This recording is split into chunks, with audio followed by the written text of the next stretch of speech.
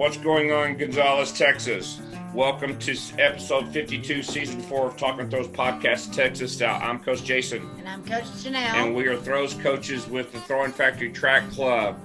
Remind everybody that you can go shopping at the Throwing Factory at the throwingfactory.com website. You can get these really cool podcast t-shirts. We just came out with a new hammer shirt, I Hammer, that is on the site now. So I think it's like $25. So go check that out. It's really cool. It's really got a good logo, and the logo's on the back. Then also remind everybody too, we're doing lessons. We're doing online lessons. In fact, I've been doing some online lessons from people from Iowa and Kansas. So those are going really well. So if you have any interest in those, feel free to reach out to me, and we can get things rolling with that. Remind everybody about west at the Throwing Factory and east at the Throwing Factory as well. They're looking for throwers, so contact Coach Kai or Coach Jarvis, and you can find their information at thethrowingfactory.com. We want to thank our sponsors for season 4, Texas Track and Field Coaches Association. They're having their winter clinic coming up January 7th and 8th of 2022. It's going to be at the Great Wolf Lodge in Grapevine. Use the code 2022 track for your discount on room rates. Remind everybody too that you're getting 32 CPE hours, and there's going to be presentations from throwing, from hurdling, all that type of stuff, and also you get access to the Hall of Fame induction ceremony as well. So go to the website to check that out. Then 4throws.com, our quality implements priced right. 4throws.com, you can use the code TalkingThrows20 to get 20% off. Janelle, did you know that at 4throws.com you can get medicine balls? I did not know this. Did you know that you can get cones? I did not know you can get hats. You can get hats for sure, but then also you can get throwing nets. Nice. You can get measuring tapes, field markings. You can get access to pole vault standards, and then you can also get Javelin equipment as well. So go to 4throws.com, use the code TalkingThrows20 to get 20% off. Porta-Dash Circle, making throwing more accessible. Porta-Circle.com. Use code TalkingThrows10. Winter's coming, so you can use Porta Circles for drills in the basketball gym, underneath the stadium, or in your hotel room. Our favorite athletic development, Ready Up Athletic Development, for semi-private strength conditioning in the greater Austin area. Contact Zach Phillips at 512-507-8347. You can check out his website at readyupad.com, or follow Zach at ReadyUp on Instagram or Facebook. And then also we want to thank our new sponsor for season 4, Fiber Sports Disc. Looking at a new way to get balance and distance into your discus. It's not about the rim weight anymore. Go to fibersportdiscus.com or contact Bruce Caldwell at 817-819-1472. And we appreciate all our sponsors for season 4. Today's guest is a 2021 Olympian that just got back from Tokyo. She finished 4th at the U.S. Olympic trials with a mark of 57.49. In 2019, she had a PR in the Javelin of 63.54. She is a 2011 graduate of Rice University, where she was a Conference USA champion in the indoor and outdoor pole vault in 2011. And also in the same conference meet, she placed 2nd in the Javelin. She's also a 2007 graduate of Gonzales High School, where she was a 4-time state champion in the pole vault, and she also played basketball. I think she even played football and a little bit of softball as well. Episode 52, season 4, Ariana Ince. Hi, guys. Hello, how are you? I'm wonderful. How are you two? We are well. Thank you so much for being on. Yeah, no problem. Thanks for It is an honor to have you on. Well, we'll see about that if I'm fun. You're our first Olympian for 2021. Yeah. Well, there you go. I appreciate it. Yeah, we honestly, I want to be fully transparent. I've never heard you or anything about you, and then I'm watching the trials, and the first one they say when they introduce you is she's from Gonzales, Texas, and she looks at me, she goes, "We got to have her on the podcast." I was like, they said Texas. Get her on the podcast. Well, and then of Texas too, right? Those come and take it flags. Everything. Yes. What's more Texan than someone from Gonzales? Texas? That is true. I didn't even think about that. And I used to teach Texas history as well. So that was because 7th grade is supposed to be all Texas history, and in Gonzales, Texas history was Gonzales history first. And then it was. Not everybody else. We're like, and because of us. That's awesome. That is awesome. Now, we'll say we're going to start a little bit different because of your unique background. Where I would like to maybe start is I'll start with the first question. I'm going to pick it up June 25th when you're qualifying in Eugene for the trials. And work backwards. Is that cool? Backwards. Okay. Yes. Yeah. Usually we go, how did you start throwing? But you had so many other things before that. So we want to work backwards. Okay. To kind of set the stage to how you got where you're at. I'm flexible on that. I can do awesome. that. Okay. Well, let's start on that June 25th, the qualifying when you're at Eugene. Kind of tell us what was going through your mind that day and what did you feel like you had to do to get into the finals? To get into the final, I wasn't as worried about getting into the finals. Okay. Just because U.S. women's javelin isn't men's shot put, right? Mm-hmm. Like it's not. I don't know a better way to say that. Like it's not stacked. Like there's kind of a couple of us up there at the top, and then there's kind of a drop off after that. And I could get in and on my soapbox about not having javelin in U.S. high schools, but we won't do that. We can bring it up at the end, though. Yeah. Well, I mean, I want people to try and like me at the beginning, and at the end, to decide that I'm not very fun. So, yeah, I wasn't that worried about qualifying, and I was just trying to reinforce some techniques and cues because I was really struggling and kind of continued to struggle through the end of the season just because things weren't really cemented in. So it was more just trying to come down and be athletic and try and hit positions. And I'm someone that can kind of get away with not being super great at technique right now because I'm pretty fast. I'm tall. I've got a lot of like good athletic attributes going for me. Unfortunately, that's not how you throw the javelin far. So like I can get away with some other things. So I wasn't as worried about qualifying for finals. Gotcha. Okay. At trials. So you qualified third. Okay. And you throw the 188.8. Were you feeling good, even though you just said you weren't very comfortable?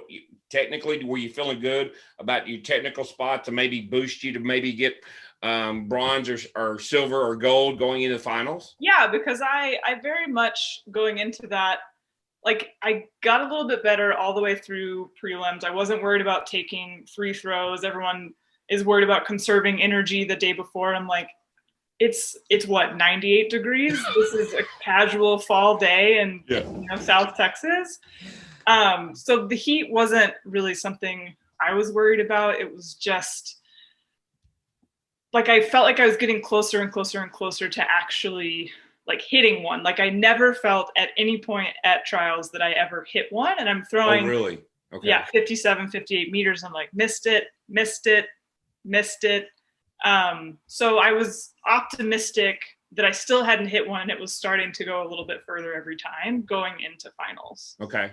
Now, and so you make top 3, and then you got the top 12 going into the finals the following day. How, educate us a little bit, because we don't have that kind of in Texas, and that kind of where you do qualify, then you got to turn around and come back and compete in finals. Kind of as a professional thrower, what's kind of your mindset to be able to turn it on for this, but then have that delay and turn it back on the following day?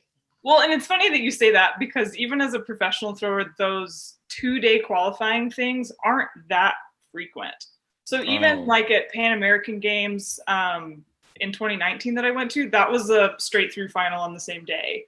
Every U.S. championship before trials is a straight through that day. So it's really only Worlds, Olympics, and Olympic trials that they do this 2-day thing. So it's not something that we're always super familiar with either. as professional throwers. It's something that we also kind of have to manage in the moment based upon our personal strengths. And for me, like that was sometimes with javelin, if you hit a really hard block, it really hurts. Or if you miss it a little bit and you're open, it really hurts. So I was really just trying to not do that and then be in pain going into the next day. But I wasn't worried about being, I mean, it's just 3 throws. I wasn't worried about being fresh or being tired or anything like that going into the next day. Okay. So you get to the next day, your first throw, you go 55 meters. Were you feeling pretty good with that first opening throw? No, I felt super disconnected. Really? It was something where like I knew, like the problem is like with javelin, like I kind of mentioned earlier, it's not something that you can just muscle out or just tough out. It's not like at the end of a race where you're like, if you just try your hardest and just, you know, the lactic acid's building up and if you just try and maintain your form, it'll be fine. You can't do that. Like if your timing is off, even just a little bit, it's really hard to line it up. And so when that timing's not there and you tend to know it, you kind of have this, oh crap moment of like, let me see if I can like figure this out. So when I threw my first throw at 55, my warm-ups hadn't gone super great either. I was like, all right, we're in it now. So it's going to be a day. Now, when you're in that type of setting, I know some people kind of scream and are kind of, we've had people on where they kind of chat to themselves and do crazy stuff on the side. What's your approach when you're not throwing? Definitely not screaming. I'm not a super emotional person, especially not on a javelin runway. It's very focused on business, and it's really, the thing I remember from trials is just I kept thinking like there's one there. I just need one, and I don't even have to throw it that far. Yeah. And I think that was the most frustrating part, is that even third place was not far. Like third place wasn't far. And I was having a terrible day. And unfortunately, it was a bad day to not have a good day. And the girl in third had the best day of her life. And I was like,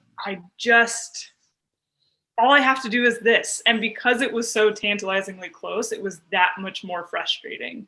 Gotcha. It'd be one thing if third place had been 62, 63 meters farther than I'd thrown this past year, but it wasn't. It was totally doable. And that was what made it infuriating off to the side, was going, I know that I can do this. Yeah. So it was more of an incredulous, what do I need to do to fix this? And unfortunately, I only had 6 throws. And like when you get in those high pressure situations, it didn't come to fruition the way that I kept thinking that it should. Was that your first time in Eugene? And was it the first time in Eugene, stupid backup question, throwing javelin? No. I qualified for trials in 2016. Okay. US championships were in Eugene in 2015. Okay. And I also qualified for Olympic trials in 2012. Oh, okay. So with the new stadium and the new aerodynamics of all that type of stuff, I'm curious, in your perception, was the javelin flying different?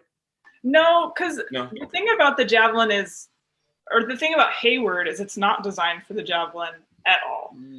It's designed to have a nice little tailwind down that back straight for the sprinters, which ironically is the exact opposite direction that we have to throw. So there is a beautiful headwind all the time, and that's the side of the stadium that they left open. And so that is like, we had the same headwind that we've always had. And people usually struggle there just because there's a headwind. Like I know the Europeans hate throwing in Eugene. One, because it's so far away and they finally have to travel for the first time in their life. But also just because like that headwind is notorious. Like we all talk about it. It's just there. So you get 4th place, and you finally on your 4th throw, you throw the 188.7. So you're consistent from the day before, but you don't have the Olympic standard. So some of us that are not very educated on how this process works, and that you got 4th place. Can you kind of walk us through how you were able to get above the whetstone young lady? Yes. So they set the standards really high because they started this thing called the world ranking system. Mm-hmm. The world ranking system is a point system. They tried to make the simplest sport in the whole world as complicated as possible. So I understand your confusion. Essentially, there's this world ranking system, and it's the average of your 5 best meets, and you get like a point score for that.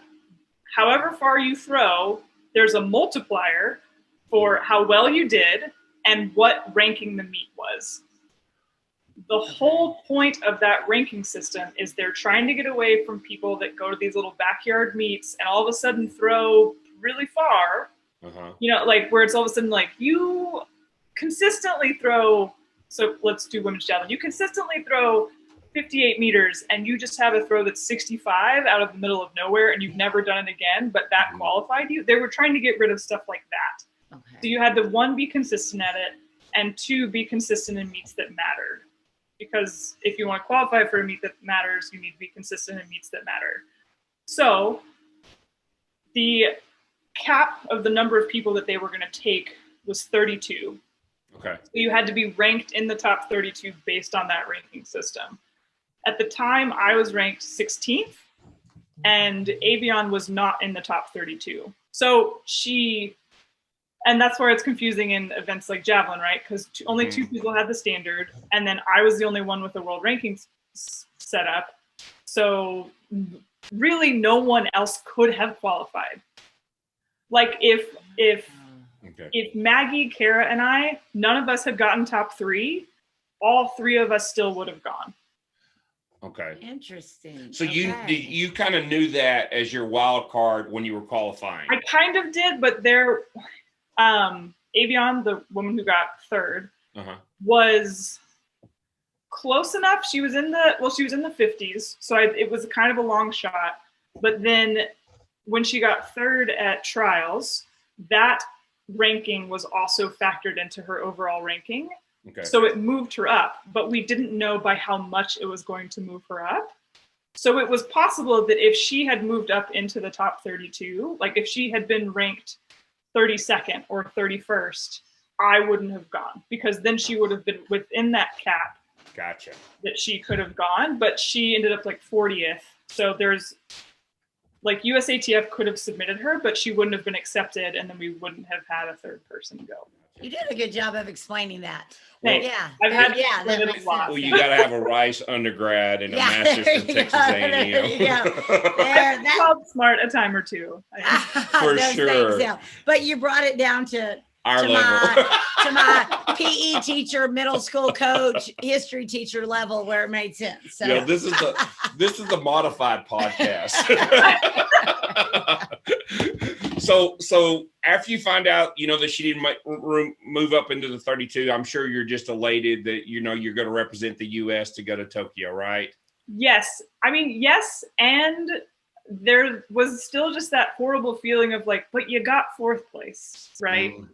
So it was really bittersweet and frustrating because in 2017, I don't know if you're ready to move back yet, but in 2017, I made world championships in a similar fashion. Okay. I didn't have a standard. I had to wait for the ranking points to come out, etc. And then you find out super last minute, and then you go, and they don't have your sizes correct because you had to just turn in the sheet later because you didn't get to go to team processing, and all of a sudden you look ridiculous because nothing fits you, and it's just this horrible feeling of everyone else gets all of the celebration, and then you're all of a sudden on the team kind of quietly. And I told myself I would never let that happen again. And then I did. So I was really frustrated with myself for that, but still obviously elated to be able to be on the team. Gotcha. And genuinely believing that I still deserve to go, because unfortunately, the trials, it is the hardest team to make. Not always the best people go, because it depends on how you do on the day. And anyone can argue that all they want, but there are plenty of times the best person doesn't make it. Okay. Yeah. Awesome. Yeah. So moving forward, walk us through your prep before you left to go to Tokyo. And what was your mindset in your training, and what did you feel like you had to accomplish to make the finals in Tokyo? I was really just trying to get back to feeling connected with my timing. Okay. So I spent a lot of time trying to just drill down throws and drill down positions and things like that. And I was trying to figure out why I was doing some of the things I was doing. Because like I said, it's a super technical event. Yeah. My strength has always been that I'm really fast and that I'm really tall and long. So like I'm quick, I can like hit a position like right to left faster than everybody else. Like I'm probably one of, if not the fastest woman on the javelin runway. That has its advantages and that has its cons. And that because I'm fast and I know that I'm fast, sometimes I try and throw the javelin before my feet are down because I know that it's coming too fast. And so it was trying to figure out ways to trick myself into, because I basically spent all year with the incorrect timing. So you got 4 weeks to try and fix a year's worth of stuff and see if it sticks. And so it was like trying like every day to try and like redo that timing in my head and with my body. Who's your coach? Do you have your a professional coach that helps you, or are you kind of self-coached? So the coach at the Olympic Training Center is John DeGata. Okay. He coaches all of the throws, and he will self-admit that he's not a javelin coach. Okay. He has said that he's learning a lot. He has learned a lot. But he's typically like a heavy throws, hammer shot guy. Mm-hmm.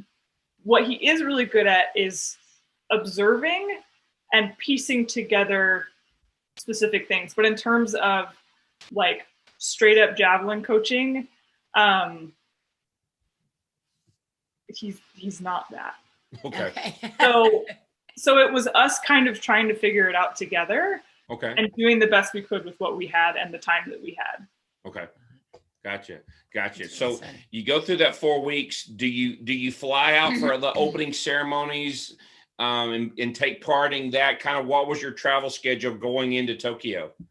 I did not go to opening ceremonies. We didn't have, track and field didn't have the option to go to opening ceremonies. Oh, okay. You did not. I forget the reason why. I was totally fine with that. I wasn't there to sweat for 4 hours wearing a jean jacket and, you know, walk through and all that sort of stuff. I was there to compete. So we went out the earliest that we could. I think that was July 30th, which for me, was it July 30th? It may have been before that, July 27th. I think it was a full week before I competed. Okay. And I didn't have jet lag. I didn't have any of those problems. I felt really good.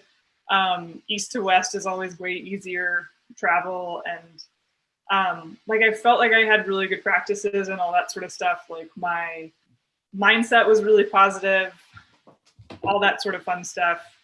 I had people asking if I was a multi-eventer, which always makes you feel pretty good, right?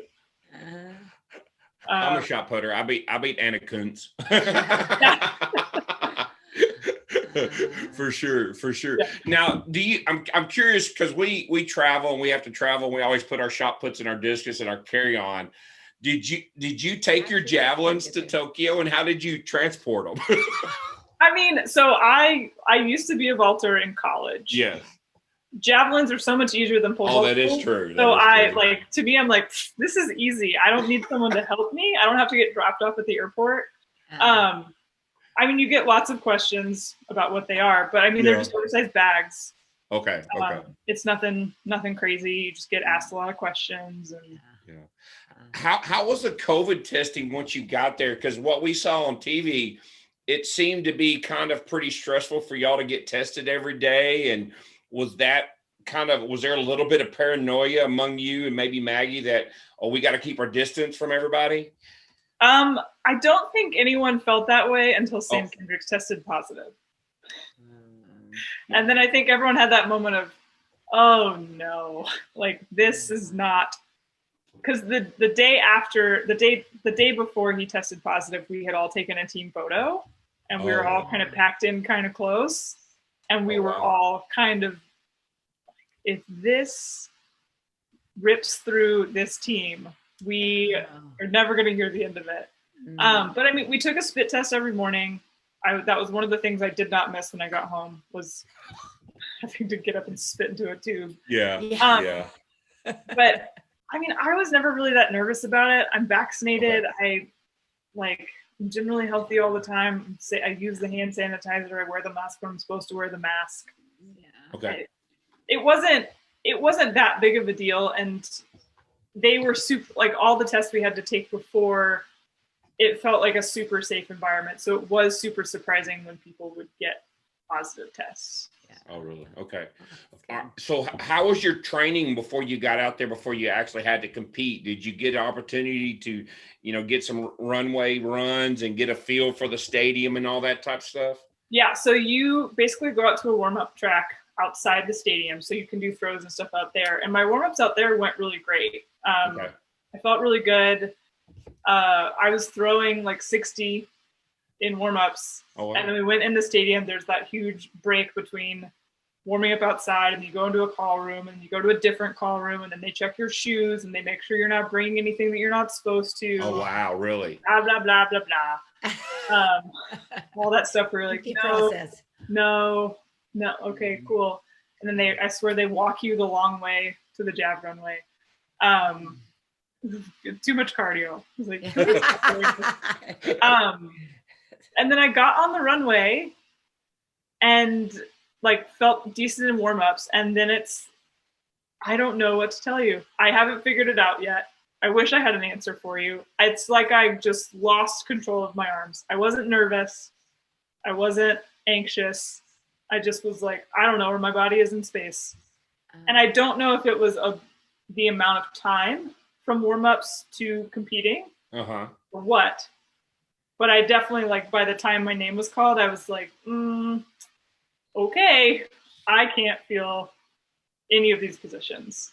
So it may have just been adrenaline. It may have been something like that. But that's the only thing I know to tell you. In that type of situation is, representing the USA, were, Maggie and Winger, were y'all kind of had each other's backs in that situation, representing the US? Was there team support? Yeah, I mean, so Kara is one of my closest friends. Okay. Ever. During the pandemic, I lived at her house with her and her husband for 4 months. Oh, wow. Awesome. Okay. So yes, Kara was my roommate, wonderful human. Right. And then I was in the same flight as Maggie, and I've known Maggie since she was at A&M. Since 2015. Yeah. I think when she transferred to A&M, I helped show her around A&M campus when she was transferring from Nebraska to A&M. Okay. So I've known Maggie since she literally stepped foot on campus. So I don't know. I'm just so comfortable with the two of them that it was never we're in this together representing the United States. It's like, hey, friend, I hope you do well. I hope awesome. Okay, great. I hope you, maximize and reach your potential. And then seeing Maggie throw the auto on the first throw, I was like, dang, you've come a long way. Yeah. So that was cool. And she's been throwing really far all year. And so that was totally expected. Yeah. So, I mean, we were all super supportive of each other the whole time. It was never a problem. So you did throw 54.98. Which throw was that of the three? I think that was my last one. It was your last one. Okay. Yeah. Okay. At that point, did you kind of realize that you weren't going to be moving forward? I mean, you always have that hope, right? Because it just takes one. But even on that third one, I tried again to just rely on pure athleticism, and again, that's not the event. If you see the video for that throw, my left foot isn't even down yet, and I've started throwing the javelin. So I basically threw 55 meters with my arm and no legs on the ground. Oh, wow. You can't do that. I don't care how strong you are. It's like throwing a wiffle ball. You have to have the timing set up. Yeah. And there's no ribbons or awards for throwing it with just your arm, right? So, I mean, that's cool, but that's not the event. Yeah. Yeah. So moving to the finals, you didn't make top 12. Did you go back and watch the finals and support? So because of COVID, they ship you out 48 hours after your last event. Oh, really? So I was like on a plane, like somewhere over the Pacific, I think when Maggie was throwing. Wow. Oh, wow. So, all right. So that was going to lead me into my next question. So did you get to go see any of the other, U.S. athletes compete in water polo or any of that stuff? No. Nothing. No. Nothing at all. And that's what was really cool about, or what is really cool about being friends with Kara, is that was her 4th Olympic. So she could be like, normally it's like this, normally it's like this, normally it's like this. But I mean, normally even in non-COVID Olympics, it's really difficult to go see other events just because there are spectators and there aren't tickets available. Yeah. Okay. And this was same thing. You could try and sneak into other events and get on other buses, but you had to be really careful because you could get in a lot of trouble for doing it. And I'm a kind of a rule follower sometimes. Like when I feel like it's important. If I think the rule's dumb, I'm not going to do it. Exactly. So that wasn't something that I felt like I wanted to chance. Gotcha. Japanese jail. What was it being like in the Olympic Village and stuff? Because we saw TV, the street of flags and the restaurants open 24/7. Was it really just small cardboard beds? I wanted to ask about the beds too. How was that? And so it's funny because that you guys asked this, because in my real adult life, I have a job as an ergonomist, so like classroom biomechanics, like industrial engineering type stuff. And I literally just wrote an article talking about how difficult it is to build an athlete village at the Olympics. Yes. That everyone's going to like. It's nearly impossible. True. You've got people that are 4'8" to 7'8" from all over the world. Like there was a Chinese weightlifter who said the beds were too soft and slept on the floor. How are you going to make everyone happy when literally everyone, Kara and I ordered mattress pads. I think Maggie ordered a mattress pad. There's just mattress pads everywhere in the U.S. house right now. So the U.S. team is so big that we typically have our own building. So you can interact with people from different sports if you go out of your way and do that. Like down in the lobby, there was a TV where we'd all watch different events with each other. Like the baseball team was usually down there because I don't know if baseball ever actually played. I saw that they did, but they were constantly watching TV down there. I'm curious, was there anybody that you wanted to try to meet that maybe you were kind of starstruck to meet in the Olympics, or anybody like that? I know this isn't the answer you want. I wasn't impressed by anyone. I saw Yao Ming walk by my table, and his kneecaps were at the same height as the table I was eating dim sum off of. Oh, wow. So that was more of a whole. But there were also so many people trying to take pictures of him that I wasn't about to be one of those people too. So I'm more of that person that's like, look who that is. Yeah. Cool. I'm going to leave them alone. Yeah, that's cool. But that's just me. You'd see other people. And a lot of times gymnastics and US basketball will stay outside the village, because if they don't, they will spend all day taking photos with people. Oh, really? So the basketball team and gymnastics, I didn't know that. Oh, thanks for the insight. Yeah, there you go. So did you get to hang out with Ryan? Because he's a good buddy of the show. Did you see Ryan in the cafeteria? Yeah, Ryan Krause. Ryan is so funny to me.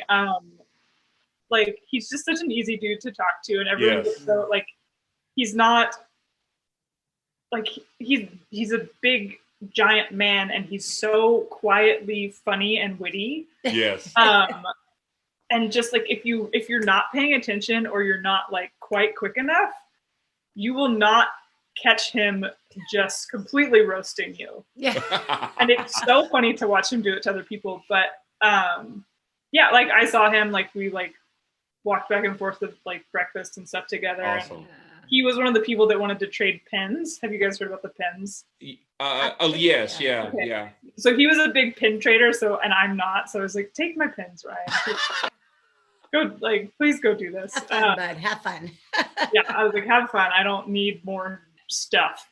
Yeah, that's awesome. Yeah. So that felt like a little bit of family environment while you're over there away from your family in the States then. Yeah. So I mean, and I've been on not enough teams, not so many teams, but I've been on enough teams that you start to meet a lot of the same people. Mm-hmm. And so that's the only time that you hang out with them. Like, one of the coolest humans is like Katie Najat, Olympic gold medalist, all that sort of stuff. I only ever see her or interact with her on teams.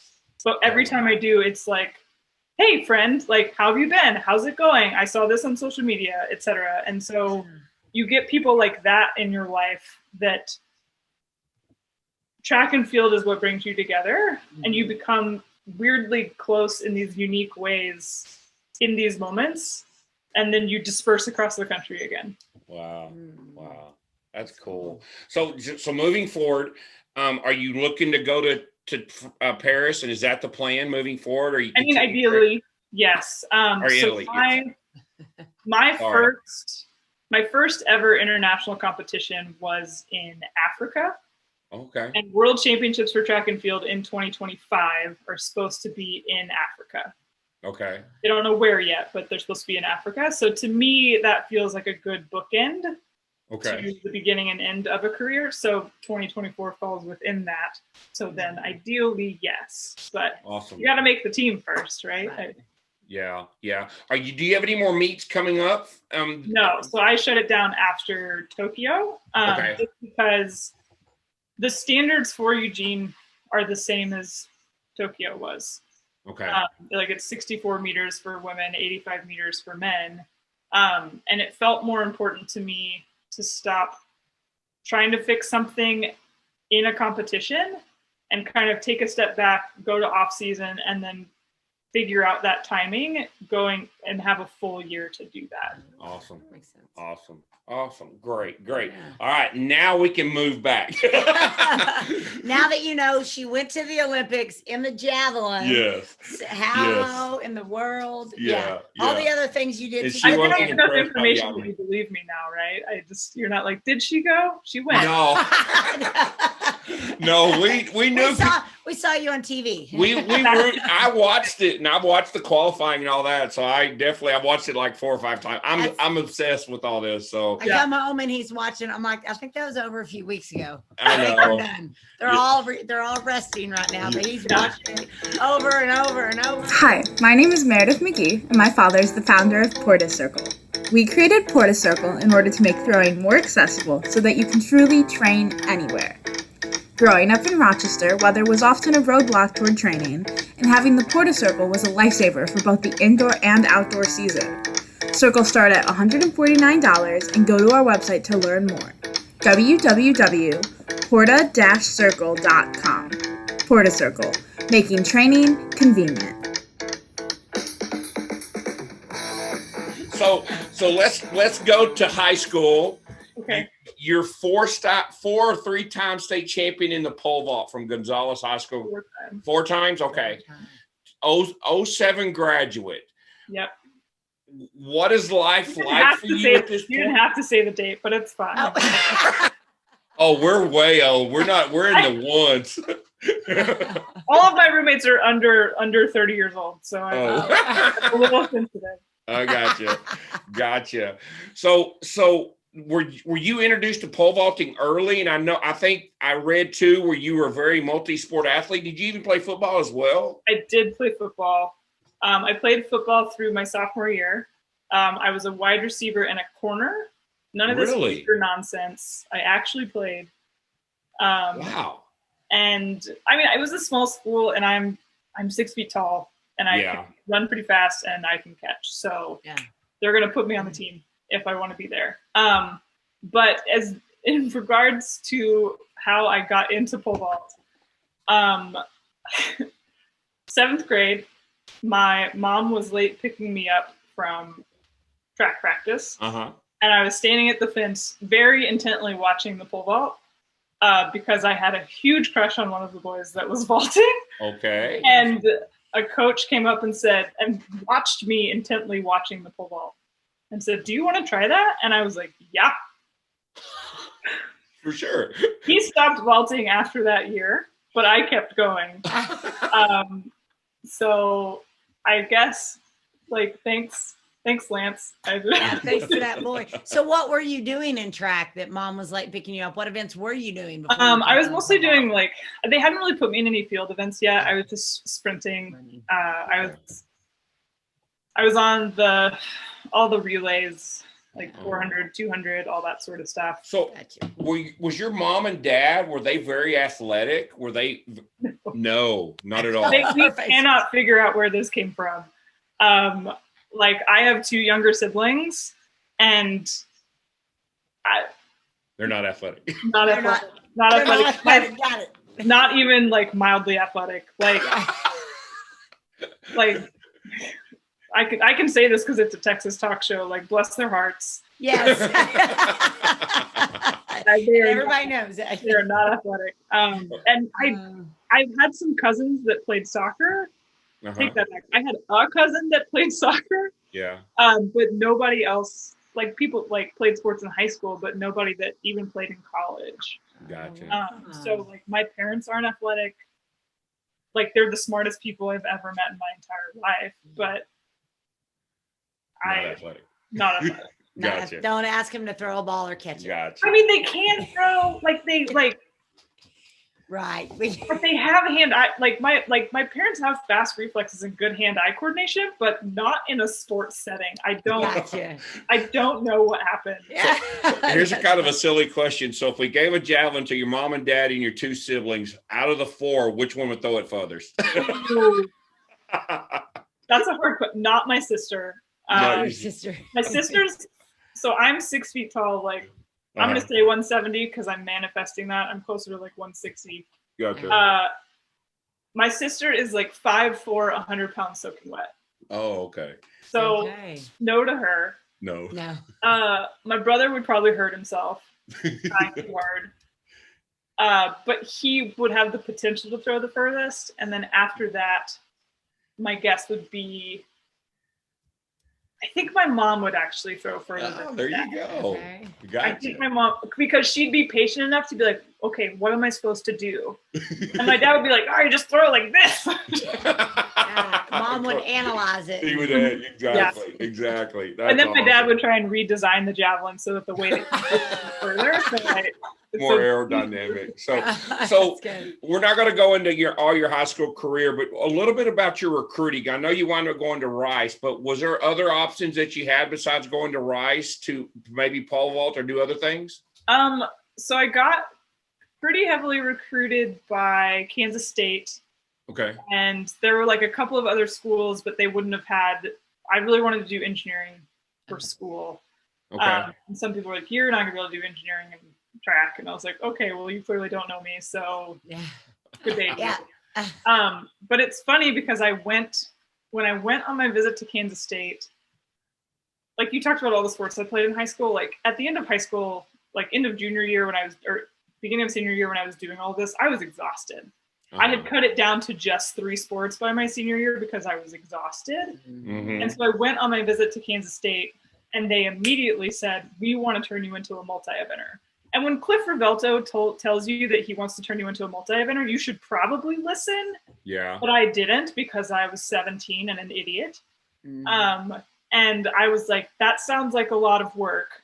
And also the pole vault isn't in the heptathlon. Yes. So and at the time I was like, I have 3 state championships in the pole vault and you want me to come and do an event that has nothing, that doesn't have any of that. In retrospect, I would have found the javelin sooner.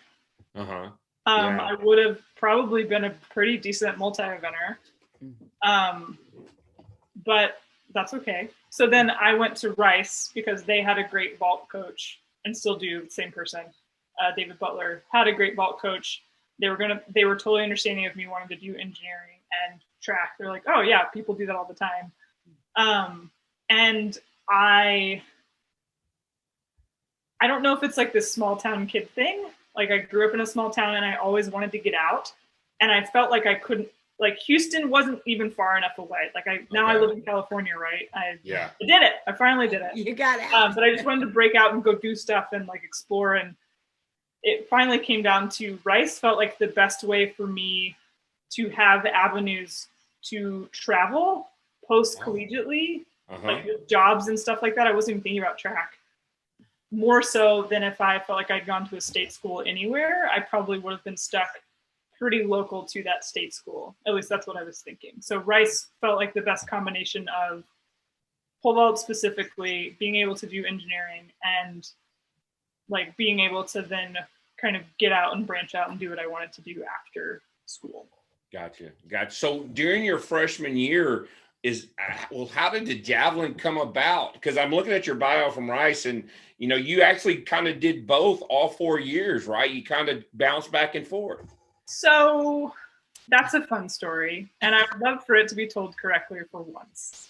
I did not really do the javelin freshman or sophomore or junior year of Rice. Okay. There are marks there. Yeah. Yes, correct. Because I would show up to conference and they'd be like, we put you in the javelin. It's the day after pole vault, so just do it. And I'm like, what? Really? So I would throw it, and then I'd be like, I don't know how to do this. And they'd be like, oh, don't worry about it. We won't do that again. Sophomore year. Put you in the javelin. Okay. I still don't know what I'm doing. Uh-huh. Okay, we won't do that again. Junior year. we put you in the javelin. And I'm like, excuse me, can we? And so I was so frustrated of looking like a complete fool that going into senior year, I was like, can I please, if you're gonna do this again, can I please have some training in this? Okay. Like, can we please do something? Because I'm tired of being put into this event at a conference meet and getting dead last and looking like a fool. And they're like, oh, yeah, we'll think about it. And then finally, go ahead. No, I was going to ask, so they didn't even explain like how to hold it? Did you? They said, follow what that one girl's doing. That was the technique. I was like, what? What she does. So you didn't know anything about the 3 different grips or any of that? Did you even have javelin shoes? I'm just curious. No, I had tennis shoes. Oh my God, not even like a J heel? They didn't even give you that? Oh, wow. That's why I say, did I throw the javelin? I would argue no. Are there marks? Yes. But my senior year, I was trying to convince them. I was like, okay, I know that I can do this if you let me practice it. Like, I have a good arm. I know that I can do it. And we would do these workouts at Herman Park, which is right next to Rice University. And at Herman Park, there's this giant amphitheater that's built into the side of a hill. And they were doing construction. And at the top of that hill, there was this chain link fence. And I don't remember how far away it was, but it was far enough away that the coach thought that what I was about to suggest I wouldn't be able to do. So somebody had left some apples for whatever reason at the bottom of this hill. Because it's a park, I don't know. At least there were apples. So I told my coach, I said, if I can throw this apple to that fence, we don't have to run. And she goes, you can't. Sure, go ahead. So I pick up the apple, take one step, throw it, and the apple's kind of old, but I throw it. Not only does it reach the fence, but it goes through the chain link fence and explodes into a million pieces. Oh, wow. And she stops for a moment and goes, okay, you still have to run. That's not what we But now you're going to do the javelin. And I was like, oh, okay. And then after that, they actually let me train in the javelin. So I started working with a throws coach that fall and just kept it super simple. Only ever did crossovers, never did a full run up, and ended up throwing 49 meters. All I know is meters. I don't know feet or anything. Yeah, gotcha. And then they thought, oh, well, if she can do that, let's put her in the multi without telling her. Not at conference, but in a different meet. And I was like, yeah. doing this to me. Well, just backing up, I'm a little bit curious because to educate some of our listeners, especially in Texas, going back to Javelin not being in Texas high school, what kind of grip do you use now? And what did you experiment, from college to what it is now? I'm curious because I know the grip's very important. So I guess we are doing video on this. So yeah, yes. There's the fork grip where you basically hold the jab and you've got two fingers on either side of it. Mm-hmm. That should never be used. Okay. It's an option, but you shouldn't do it. Gotcha. Stop it. And then there's a grip called the finish grip. I don't know why, but basically it's just your middle finger and your thumb are on the back of the cord and your first finger kind of sits back past the cord.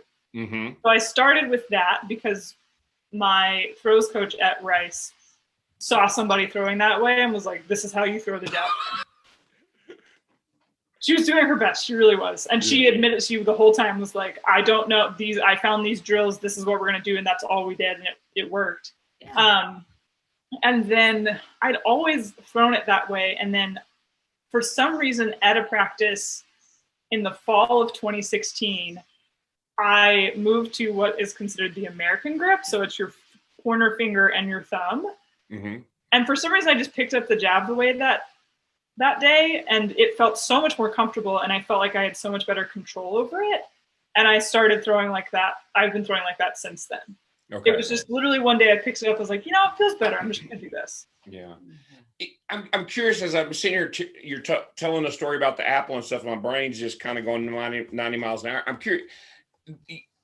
You can really relate pole vault to a little bit of javelin because of the run up, mm-hmm. the approach, your speed, and the grip's a little bit different, but you can kind of relate that. And I think, I don't think I've ever associated a javelin thrower with the pole vault at ever. Here's another soapbox of mine. Okay. Javelin throwers should not be trained by the throws coach. They Okay. should be trained by the pole vault coach. Oh, okay. Because they are not throwers. They are jumpers who throw. Okay. I can see that. You have a run up. You have to be dynamic and ballistic in that throw. The only difference from pole vault is that, and I've overused this so many times, but it's so true. You are the catapult as opposed to the projectile. Mm-hmm. So that was always my joke because I got tired of being the projectile and wanted to be the catapult, not knowing that it hurts way more to be the catapult. Yeah. But it's the same thing. It's the same shoulder flexibility. It's the same core strength. It's the same, you have to be comfortable, under tension, moving under tension in that way. And if you look at, especially Europeans, especially on the men's side, men's javelin throwers are just really buff pole vaulters. Okay. The really good ones, they're just a little bit stronger because they don't have to pick themselves up, so they can be a little bit heavier and a little bit more dense.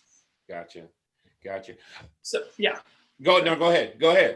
So I've always thought that there should be a jumps coach. There should be a triple long jump, high jump coach. There should be a throws coach who does hammer, discus, shot put. And then there should be a pole vault javelin coach. That's how it should be split.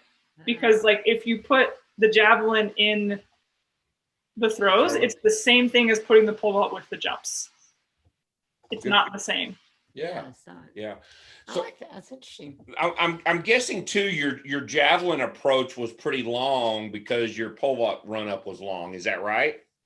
Nope. I have one of the shortest javelin approaches in the world because I'm really fast. Uh-huh. And if I go to the back of the runway, and even if I'm trying to hold back and go slow, I will be going too fast to hold a block. So I have to actively slow myself down by cutting my run short and actively trying to be slower. So even in pole vault, you can go back. Yeah. But you're basically applying all of that force into the pole, right? And then you change poles based upon how fast you're moving.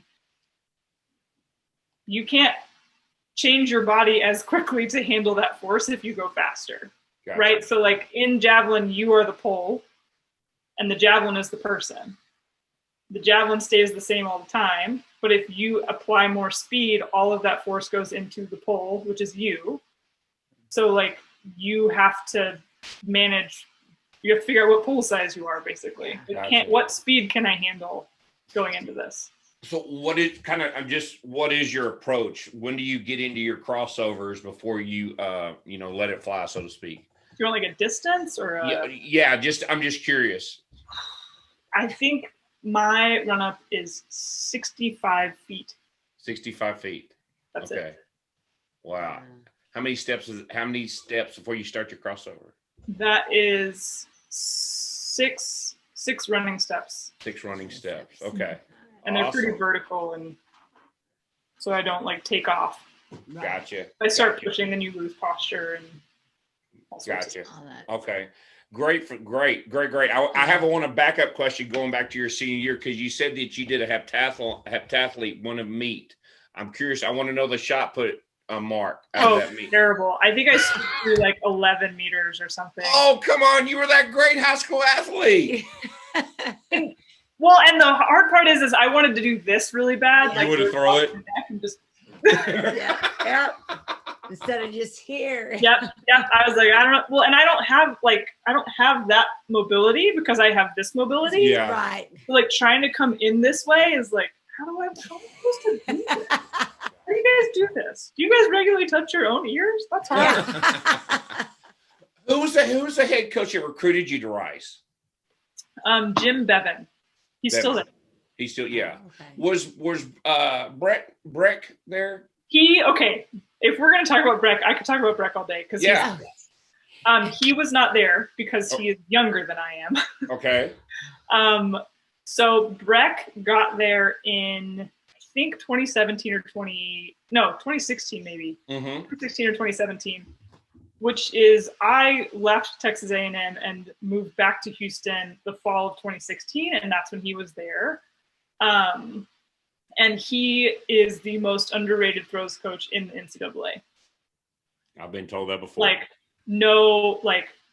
Hands down, one of the most dedicated people, one of the most just no ego, willing to go and figure out whatever each of his athlete needs. He would be at the track from 8 a.m. to 8 p.m. because he's working with Rice kids' schedules. And he goes, okay, you have a lab at this day, we can come out at this time, or you have this and this and this. So he wasn't there, but he was there post-collegiately for me. And it was really great to be able to bounce ideas off of him. And he'd be like, if you need anything, equipment-wise, weighted balls or anything like that, let me know. And we can probably get something.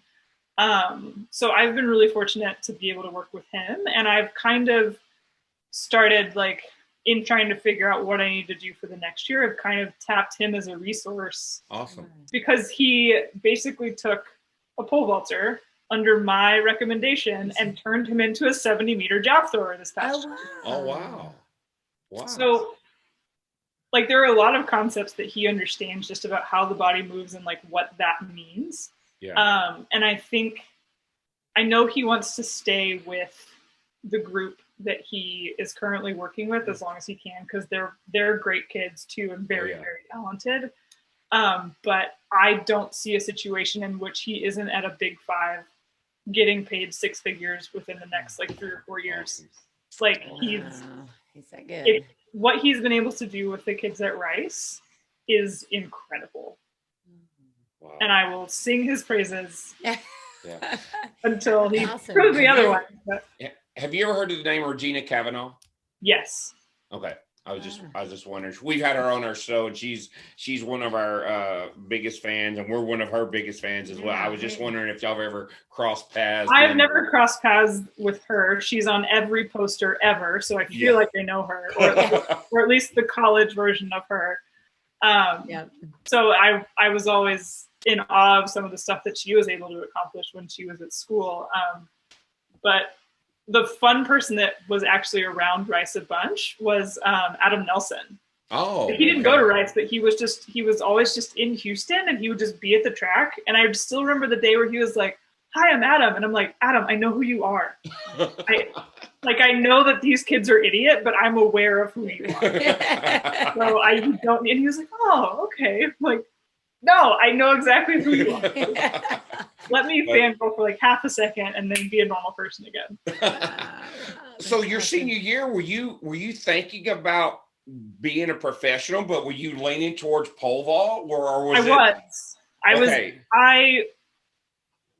I think because I had my identity was a pole vaulter, and it's still difficult to shake that with announcers sometimes. Yeah. The pole vaulter turned javelin thrower. I haven't vaulted in this many years, but okay, thank you. So I really thought that pole vault was going to be it, and I wanted to at the very least make Olympic trials. I never went to an NCAA nationals meet. Okay. Like, we had prelims, which is basically just regionals now. Yeah, regionals. I never went to nationals in pole vault or javelin. So the fact that I made an Olympic team is ridiculous. I mean, not ridiculous, but amazing. Statistically improbable. Okay, there you go. Especially from Gonzales. Yeah. Well, there you go. Yeah. So I thought it was going to be pole vault. But my pole vault coach mentioned to me and I had kind of been thinking this as I moved through my senior year when I got second at conference and did much better at pole vault or javelin than I did at pole vault, is that maybe I should switch to this, but I didn't know how to do that. And that's when I was having a conversation with David Butler, my vault coach, and he said, the coach at Texas A&M, Chico, saw you throwing in a meet and thinks that you should keep throwing the javelin. And I was like, what does that mean? And he goes, that means you need to call him and ask him to coach you. And I was like, oh, okay. Oh my God. Oh my God. So what was that phone conversation like with Chico? Because I know he doesn't like talking on the phone. No, the conversation with Chico was him saying, you need to come up here and we'll talk about it. I can see that. And I was like, okay. Because, it was him gauging to see if I was serious or not. Yeah. College Station's an hour and a half away, not even from Houston. So I was like, okay, I'll drive up for a day and talk to you about it. And it was I still remember that day too, because I drove up and I thought we were just going to have a conversation. And next thing I know, I'm in the middle of an hour and a half workout that I was not prepared for. And I was like, what are we doing? He's like, I'm just seeing where you're at. You could give a girl a warning.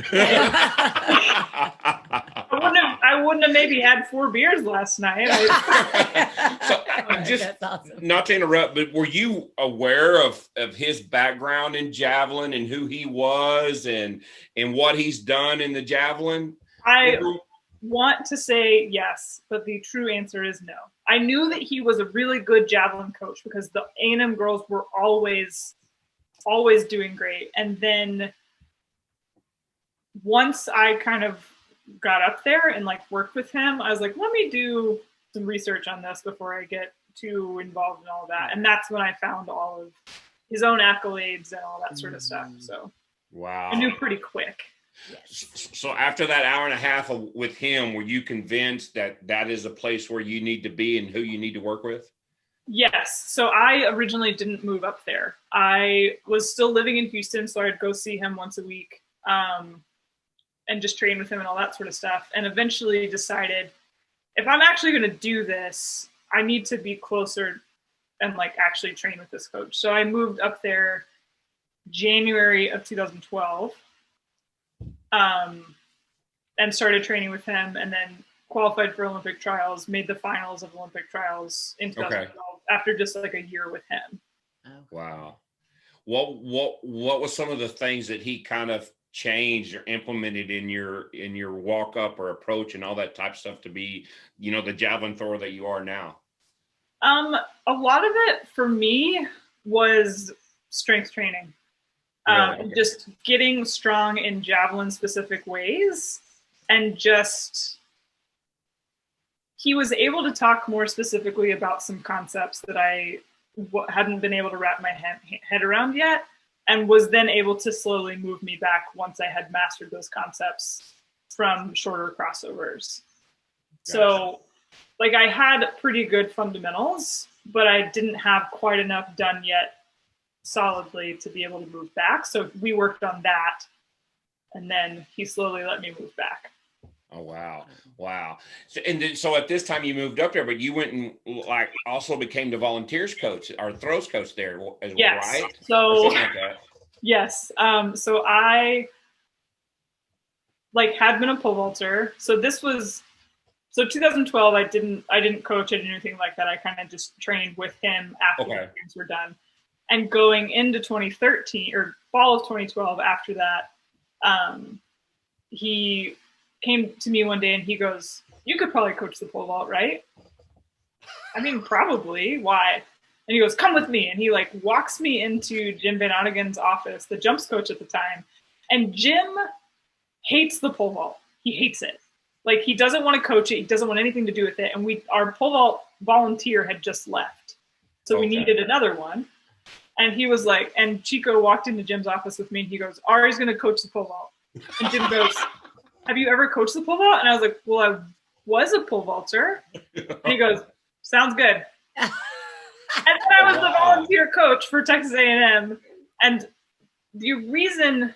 part of the reason that Chico wanted to do that is that then as a volunteer, you travel with the team. Yeah. And so I could practice with him, one, and two, Javelin's usually early on in the program, so I could throw at a meet with them and then change and then coach the pole vault, which is what I did for 3 or 4 years. Okay. So that's how I ended up being a volunteer coach at A&M for the pole vault while throwing the javelin. Wow. Wow. And getting your master's, right? And then I decided to get a master's so that I could justify my life choices.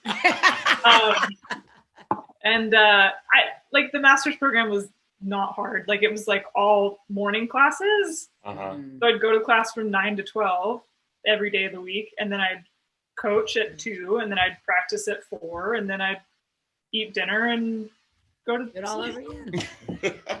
You know, super social and fun. Yeah, of course. So was he coaching you when you made the worlds and all that? And, you know. So, yes. Okay. But in fall of 2016, I was done with my master's. I'd gotten a job in Houston. I couldn't really justify staying in College Station anymore. Okay. So I moved to Houston and started training at Rice. Okay. And he would kind of direct me in that I would see him maybe once a week, maybe once every 2 weeks. Like, I'd drive up, I'd take Fridays off and drive up and train with him, or Mondays or whatever. And so he was very much my coach, but he was not there all the time. So I had to do a lot of that stuff by myself. Gotcha. And I think that's really what made the difference for me, is that I had the time where I had to really think about what I was doing and how I felt and what those positions felt like, not what someone was constantly standing there telling me I was feeling. And I think that's what made the big difference. And then he just kind of guided me. Like, once a week, he'd be like, "Oh, you know, make sure you're doing this," and just kind of redirect me. Gotcha. Back and forth. And so then that year after I moved and kind of was training by myself is the first year I made a world's team. Gotcha. Okay. So you've kind of been almost kind of your self-coach. Yeah. Moving forward, all that. Okay. Gotcha. I mean, I don't want to take anything away from. Oh, no. Yeah. But I very much did 90% of the work by myself. That's awesome.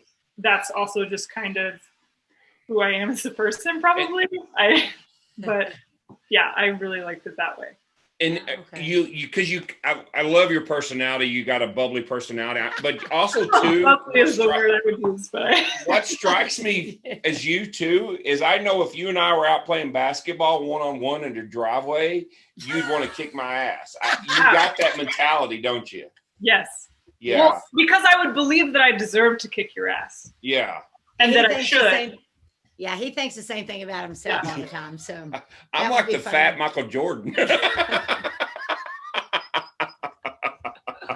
Who won who won some kind of trophy when he was 12? We won't go into that. But I could sense there's that internal motivation that really kind of motivates you, but you're just very highly competitive. I am very competitive.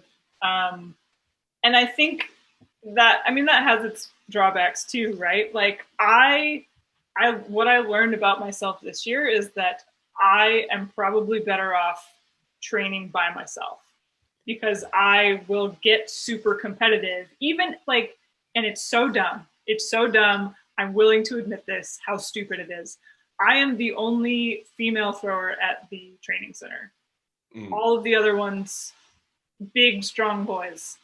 Gotcha. I lift in the weight room at the same time as them and get so frustrated because they are benching as much as I'm squatting. And I'm like, what is this? Like, and I know it's dumb. I know that, like, physiologically, I will, like, I cannot do it. Yeah. But it drives me bonkers. And like, I would get into competitions with my training partner, and he, men's javelin is the smallest differential between like weights. Yeah. Like, men's and women's hammer thrown about the same distance, because the men's is twice as heavy as the women's. Yeah. Discus, same thing. Shot put, pretty close if you take out Ryan Krauser. Yeah. But javelin, there's a 20-meter differential. But I was hyper aware of that 20-meter differential. And if I wasn't within 20 or like closer than 20 meters of Mike, I'd be so frustrated and I would lose technical.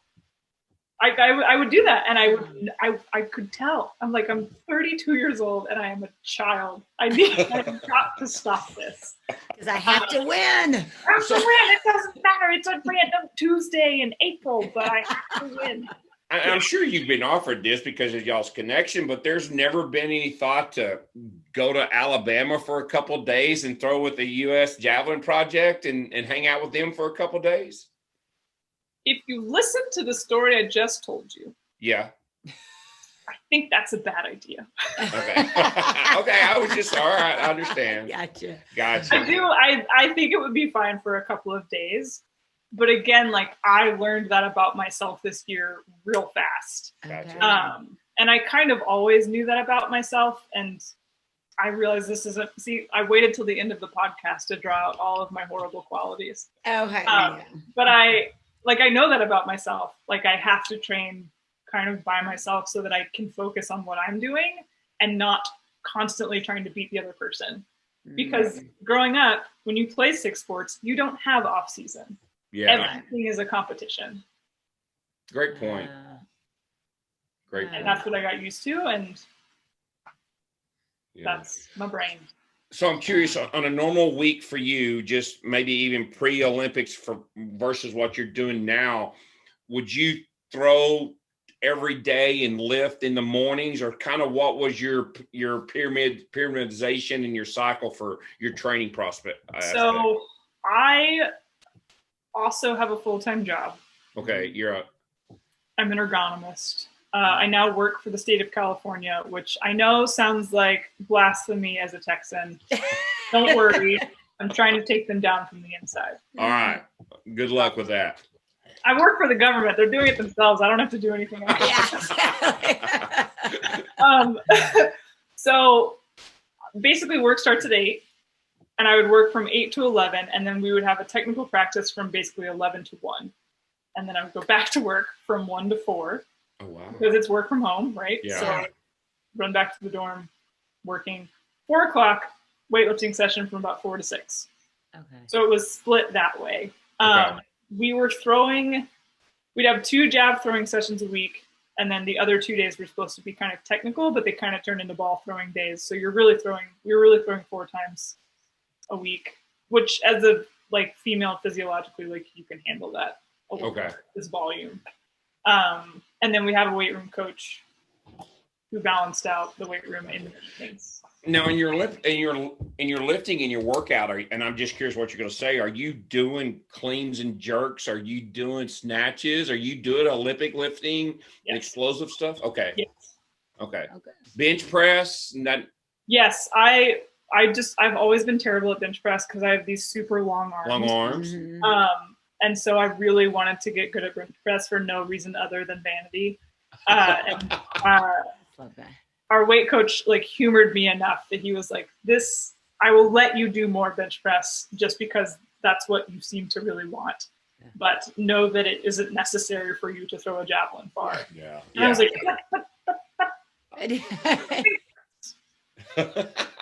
he's good about like humoring you and not letting you hurt yourself at the same time. That is good. Gotcha. So you're in San Diego now. So are you kind of going back and forth between Texas? Is your family still in Gonzales or? So my parents are still in Gonzales. My brother and sister live in Houston with their high-powered oil and gas jobs. Okay. My running joke is that I am the fattest and dumbest person in my family. Oh wow. I am not fat or dumb. That's not what I said. Yeah, but That's why context is important. Yeah. So they're all back there. I don't go back a ton. Okay. But like I will go back eventually Gotcha. to see them. But I am a California resident now. I live in California. This is where I'm at. I have a stupid California's driver's license. oh no. Yeah. So is the plan after, the next Olympics, are you going to stay with your job? Because I would think too, you would be a great coach. Okay. I coached pole vault in college. Yeah. Or in grad school for college kids. It was really fun. I had a great time. Like I mentioned earlier, I'm not super emotional. I'm not super, which is why I laughed when you called me bubbly. But like I like was really good at coaching the men because I could be like, do this. Yeah. What you just did was dumb. Do this. Right. I was not very good at coaching the women. Gotcha. And coaching young kids would be being hard. able to only coach one gender is not a good coach. Yeah. So I don't know that that's what I should do, but I really like my job. I think what I do is important. Because basically I work for the state for their workers' comp. And if businesses are having injuries, I go in and help them redesign their work processes so they don't get injured at work. Awesome. And that to me is really important. And it sends people home safe. They're not injured when they go home to their families. I'm providing a service to them for the everyday person that also kind of uses biomechanics and my knowledge of athletics. And I think it's really important and helps more people than throwing a stick does. Throwing a stick is way more fun. Yes. Yeah. But I do really like my job. And that was one of the things about this past year where I maybe wasn't super happy with my results is people are like, well, are you going to leave? And I was like, if I didn't have this job, I would think about it. But because I like this job so much and I think it is important, I will stay and then make this work on the side. Wow. I like that. Awesome. That's awesome. I'm curious because we're getting down the ends. You've been outstanding. I've been talking way too much, I can tell. But I love you. This is perfect. We're This is big perfect. fans. Yeah, this is like great. you might be bigger fans than like Maggie. Don't tell Maggie that. you said it on the recording. I'll take it out. She'll I'll take take it it out. out. So I'm Maggie curious doesn't hear because you said something earlier about not having javelin in high school athletics and that's something we've been trying to promote is throwing and getting girls in our summer programs to do hammer but also javelin as well. If a young girl was listening to this, what advice would you give them who maybe have the same background of I did volleyball, I did softball, I did this, but maybe I want to go try javelin? I mean, it's hard, right? Because I don't want you to just go pick up a javelin because that's a really easy way to get hurt. Because it is, and that's the reason Americans struggle with the javelin is it's not a natural throwing motion. It's very much a catapult launch thing. And I would actually argue that volleyball players are more well suited to javelin than even softball players. Because softball, you can still kind of get away with that elbow whip. Yeah. And that's where you see a lot of those injuries is like labrum tears in the shoulder and Tommy John in the elbow. But if you want to try it, just remember that it's not about your arm and it's not about being strong. You can get strong later. If you're someone that can do technique first and you can really dial in how to get your feet down and like use that whole body to like throw something without relying on your arm and kind of letting that stretch reflex happen, you will find someone who will make you stronger in those positions, and then you will be good at the javelin. Don't try to just throw it because you're strong, or try to get strong and then throw it. Like, do the technique first, and it will come after that. So, I mean, it's not like there's club javelin, right? Right. But some of us have talked about doing like a traveling javelin camp, where we just like go around to different states that we're from and do javelin camps like that, and try and not raise awareness, but get more states to do it. Yeah. I would love, we've actually talked with Whitney Simmons. We actually sponsored her travel and some of that stuff. I don't know if you know who Whitney Simmons is, the hammer thrower, but we've talked about doing clinics, and even, you know, jokingly with Maggie, doing some stuff in the Texas area, just to kind of create, here's a young girl who, you know, might not find herself in the volleyball, basketball mode of Texas high school schools, but hey, I might be a good hammer thrower, or I might be a good javelin thrower. Yeah. Well, and especially too, because trying to figure out the best way to say this, because it could be taken negatively, but I mean it entirely positively. Go look at the women in the Olympic javelin final. Tell me what body type they have. You can't, because it's every single body type. Yeah. You don't have to be tall. You don't have to be fast. You don't have to be strong. You don't have to, like, you can like be a little bit more pear-shaped. You can like be a little bit more rectangle. You can be any shape that you want. It's not high jump where you need to be 65 pounds and 6'7". Right. It's not, you know, it's not shot put where you need to be so stinking strong. Yeah. Like, it's not any of those things. If you can figure out the technique of how to throw the javelin far, it does not matter what you are shaped like or what you look like. Great point. You will throw the javelin far. Great point. Which is infuriating for me. Yeah. What do they do all this work for? Exactly. Exactly. No, and that's why it needs to be in schools more for those girls who don't feel like they can do this other. And well, and any opportunity I think that women have to do sports is incredible, because I was talking with someone the other day about, like, men professionally have so many options for sports. You got football, you got basketball, you got baseball, you've got Major League Soccer now, you've got lacrosse, you've got everything possible. Right. Women's subset of professional sports is so much smaller, especially in the United States if you want to stay in the US. Like, you've got basketball. There's not really there's a women's soccer league now, but it's kind of small. You could play volleyball overseas if you wanted, but there isn't really a league in the US. I would maybe recommend against lingerie football. Yeah. Yeah. But I mean, other than that, it's track. Like, tennis and golf are off on their own things. Like, that's really 1 in a million chance. But track is one of basically 3 sports that you can do professionally as a woman in the United States.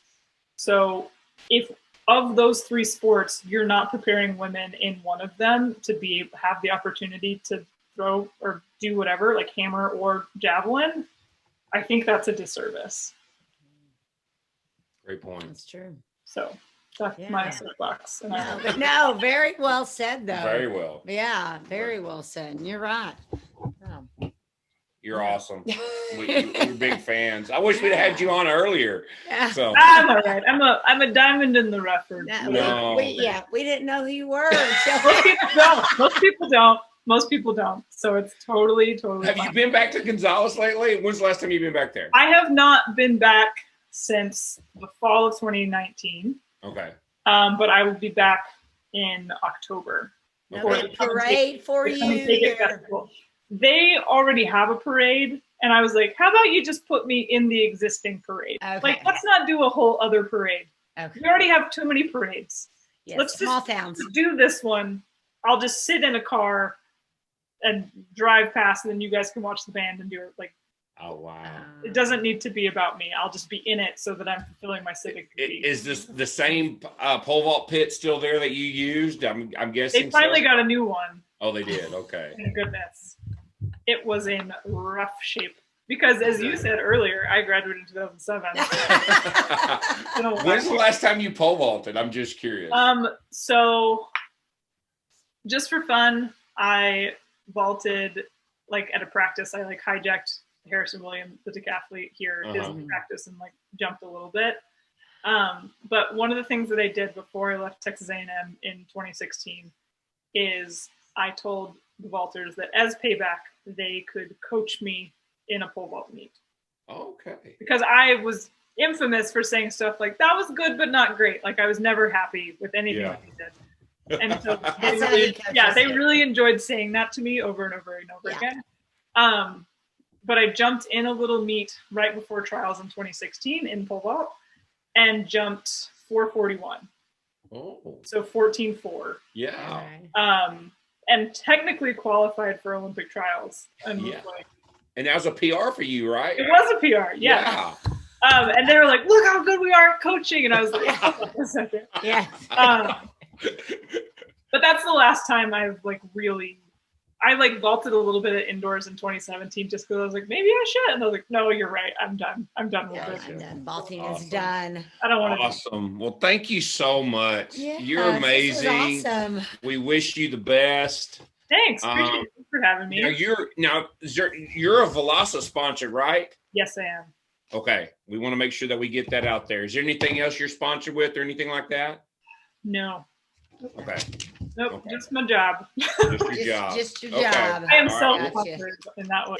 Yes, thank you so much for being on. This is awesome. Lots of great You're a stuff. very great inspiration to where you've come from and what you've done. I like the fact that you weren't like groomed to be this great javelin thrower.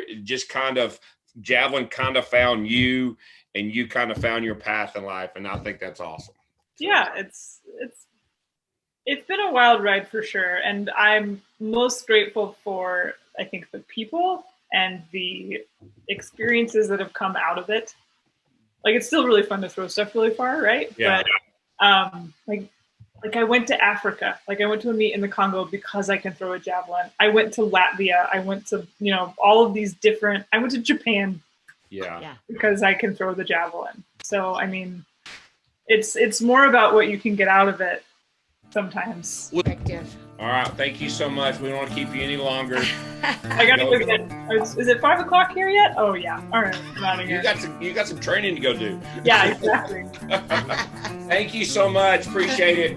What a great person. We are honored to have Ariana on our Talk and Throw podcast. She was just an amazing story, and just like I said, it gives hope to a lot of young girls out there that there is a path for them. They just have to go out there and find it, and maybe just kind of trust God a little bit that, God put me in this situation. I necessarily didn't like pole vault, but I went to Rice, and then I found javelin, and javelin took me here, and javelin took me here, and I just made the Olympics in Tokyo for 2021, and I'm going to be continuing to doing this. It's just, what a great story. I think of it too, going back to her 7th grade year, how she just tried pole vault and she played football, and then we didn't even talk about, did she play basketball, volleyball? And she said at one point, I think she did. She was playing 6 sports. Yeah. That's a lot, but how versatile of an athlete to get her to be the javelin. She'd have never thought that I'm going to the 2020 Olympics in the javelin when I'm checking out this hot boy who's a pole vaulter, but through all the sports that she did, just to, reiterate to kids, don't get yourself set on, I'm going to do this at a 7th and 8th grade, or even maybe your freshman year. Yes, there's something about, finding something, but keep staying active and keep doing, because if you want to be an Olympian, if you want to be a star, and you're active, you'll find something that you can do it in. And she found javelin, and I loved how she said how javelin and pole vault are so similar. Never thought about that. Of course, I'm not a pole vaulter nor a javelin thrower, but yeah, and I think I agree with her, like maybe separating from the jumps and the throws and having your own coach and stuff, and also too, academics very important. She's very, very highly educated, and undergrad at Rice, master's from Texas A&M, and she's had people along the way like Chico and Brick and some others that really kind of helped her along the way to get her at that point. So we thank her so much for being on. That's episode 52. We're sorry we didn't know who you were until the Olympics. Now we but do. now we do, and For so sure. will everybody else, Sure. and get to hear your story. That's why we do this. Yes, for That's sure. why we do this podcast. We find people that have ties to Texas and get their names out there. Yes. We'll see y'all down the road. Thank you. All right, I got to put my specs on. All right, we want to thank our sponsors again, Texas Track and Field Coaches Association. Go to ttfca.org and check them out. And we can't talk enough about all the things that Stuart gets on this website. If you want to know anything about track and field in Texas, go check that out. Got the Winter Clinic coming up. Lots of information out there. Go check it out, fourthrows.com. All the quality implements and tape measures and everything that you can get. As a thrower, go check them out. Use the code TalkingThrows20 to get 20% off. And then Porta Circle, go get you a Porta Circle. Use code TalkingThrows10 to get 10% off if you're in the Austin area. Go check out Ready Up Athletic Development. I know I follow him on Instagram, and they post so many great things that he's doing with kids there in the Austin area. So hit up Zach at 512-507-8347. And then Hello, Talking Throws Texas podcasters. I'm Bruce Caldwell. I'm here today to introduce the Fiber Sport Discus. Yes, many of you thought I only made great vaulting poles. I have been bringing quality discuses to the throwers' hands for over 40 years. First as Cantabrian USA representative, then for the past 10 years as the Nelco Discus distributor. I introduced the yellow-plated discus for the plastic's best durability. If your Fiber Sport discus breaks, we replace it. Our studies have reached into the science of using a wind tunnel and adding microchips to the discus to find the spin, the gravity, the flight stability of the discus. We have found it's not about rim weight anymore. It's more about creating a balanced stability to allow the discus to fly and surf the wind. Our new Fiber Sport Discus is made to be selected to fit your needs, no matter the weather, no matter the conditions. Check out our discus selection guide at fibersportdiscus.com and find a dealer in your area that sells our fine product. Thank you, Jason and Janelle, for allowing me to talk with your listeners on Talk and Throws Texas Style. And then remember, always go check us out on the throwingfactory.com. As you're, kind of getting here into the fall, you guys are ready to get going with starting throwing or lifting or whatever you need to do, give us a call. And then give us some feedback on this podcast. What are you thinking about the YouTube? How's everything going? If there's anyone out there you want us to talk to, send that information to us. We're always open for hearing. And then y'all need to go check out our Lifting DFW, Human Performance. It's our mobile fitness station. It's going to help your performance. Okay, whether you are a 5-star athlete, a stay-at-home mom, a middle-aged dad who wants to get fit, or just a youth looking to get better at sport, go check out our liftingdfw.com and reach out to us, and we can hook you up. Reach out to me. Or reach out to him. Y'all take care.